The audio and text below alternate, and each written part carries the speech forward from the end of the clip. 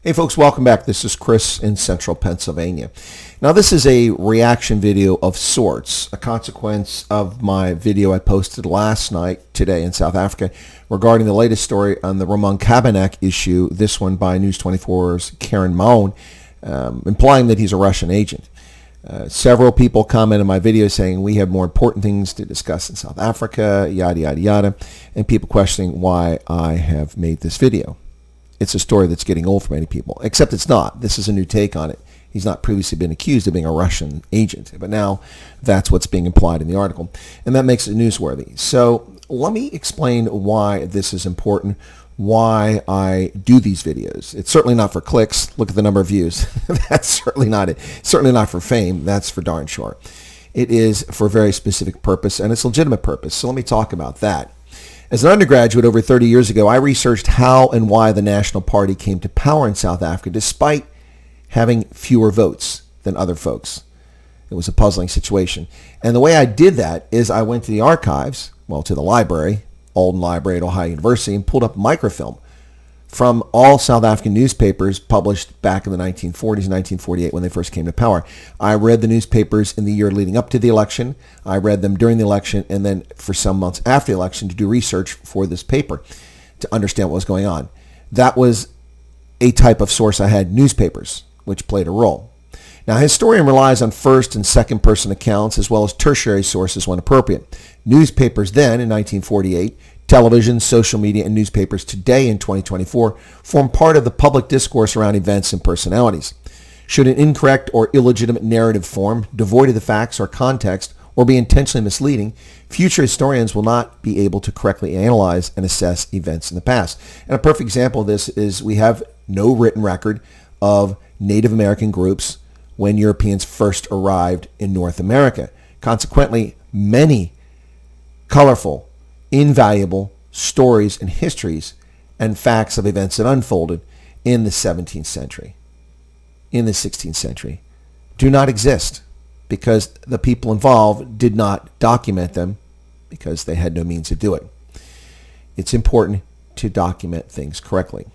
In the contemporary context, published material becomes the record, true or false. For instance, Donald Trump is a racist. Well, that's horse manure. Donald Trump just banned 350 million Muslims from coming to America and people of color. Total fiction. Nancy Pelosi fabrication. The facts do not support that, as I said at the time. Now, such material can be used to great effect maliciously, and that was one example. Let's take, for instance, the recent knife attack in the United Kingdom that arguably precipitated violent protests by angry Brits and angry Muslims in the United Kingdom.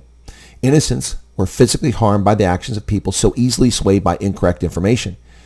No different than economic freedom fighters' assaults on 43 Clicks location stores over a lie about a hair advert published by a black employee a few years ago. Now, two, the draconian fascist illegitimate overreaction by the totalitarian government of General Secretary Keir Starmer and his kangaroo courts is also based on falsehoods. Consequently, we see a man convicted of no crime. The judge says, I have no crime to convict you of, but it's necessary to remand you because you were present.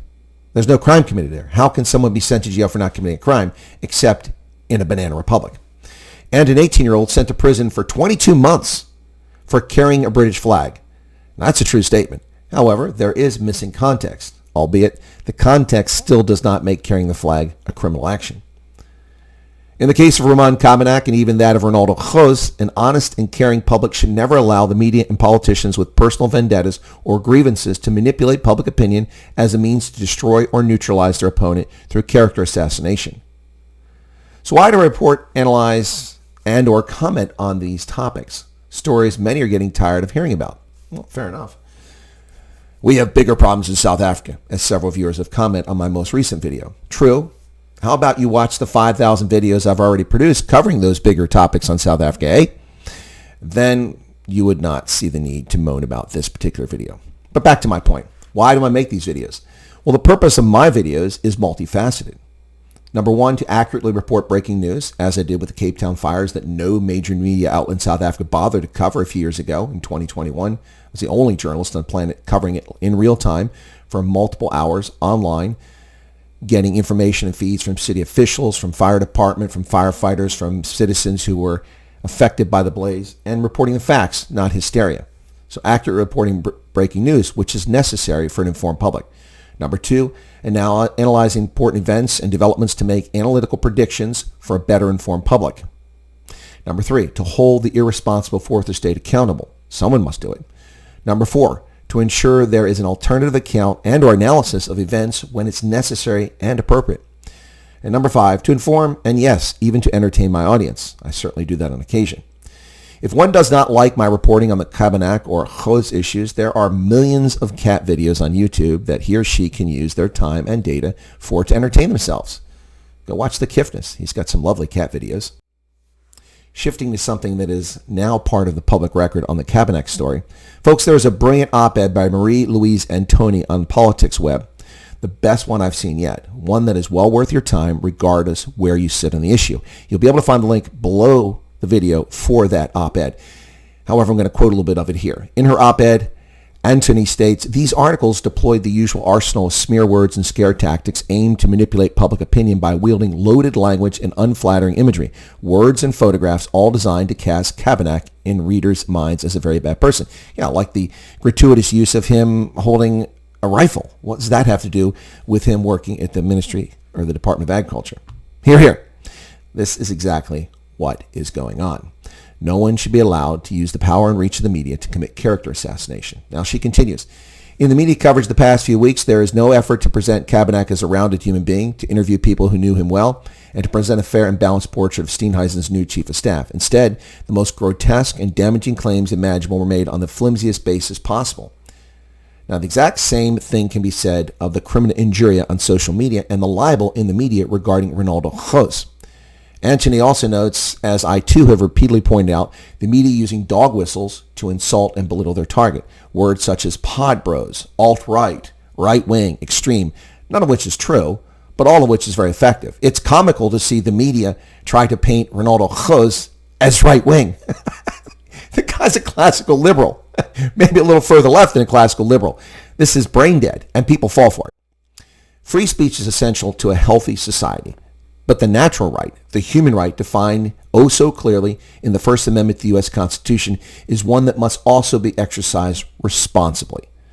The goal in the IOL, News 24, Daily Maverick, and so on is not to accurately report news or objectively address these events. It is to use the power of the press to get revenge or to do what someone powerful wants, harm the targets. My comments here in this video are not news. They're my informed opinions. You, the viewer, are welcome to agree, disagree, dismiss, watch or not watch, but for the moment, I still have my natural God-given right to express them freely. By contrast, no one has the right to besmirch folks with the media as a weapon by committing the crime of libel. And that's my thoughts on the matter. Thank you.